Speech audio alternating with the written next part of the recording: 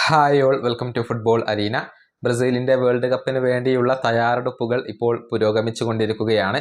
കഴിഞ്ഞ തവണത്തെ ഇൻ്റർനാഷണൽ ബ്രേക്കിൽ ഒരു ഏഷ്യൻ പര്യടനമായിരുന്നു ബ്രസീൽ നടത്തിയിരുന്നത്. ഇത്തവണ ആഫ്രിക്കൻ പര്യടനമാണ് നടത്തുന്നത്. അതായത് ആഫ്രിക്കൻ ടീമുകൾക്കെതിരെയാണ് കളിക്കുന്നത്, പക്ഷേ യൂറോപ്പിൽ വെച്ചുകൊണ്ടാണ് കളിക്കുന്നത്.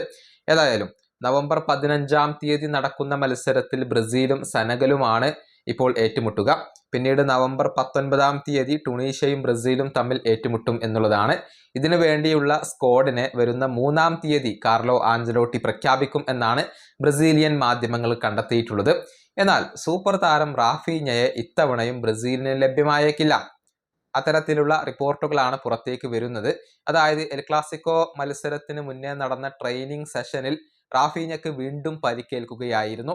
അതുകൊണ്ട് തന്നെ ഇനി 3 ആഴ്ചയോളം ഈ ബ്രസീലിയൻ താരം പുറത്തിരിക്കേണ്ടി വരും എന്നാണ് റിപ്പോർട്ടുകൾ.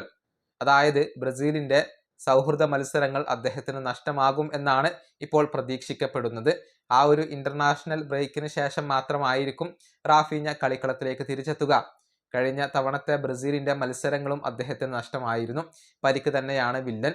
ഇപ്പോഴും അദ്ദേഹത്തിന്റെ ആ ഒരു പരിക്കിൽ നിന്നും മുക്തനാവാൻ അദ്ദേഹത്തിന് കഴിഞ്ഞിട്ടില്ല എന്നുള്ളത് മാത്രമല്ല, വീണ്ടും അദ്ദേഹത്തിന് പരിക്കേൽക്കുന്ന ഒരു കാഴ്ചയാണ് നമുക്ക് കാണാൻ കഴിഞ്ഞിട്ടുള്ളത്. ഏതായാലും റാഫീഞ്ഞയെ ബ്രസീലിന് നഷ്ടമാകും എന്നാണ് ബ്രസീലിയൻ മാധ്യമങ്ങൾ കണ്ടെത്തിയിട്ടുള്ളത്. അത് കാർലോ ആഞ്ചലോട്ടിക്ക് തിരിച്ചടി ഏൽപ്പിക്കുന്ന കാര്യമാണ്.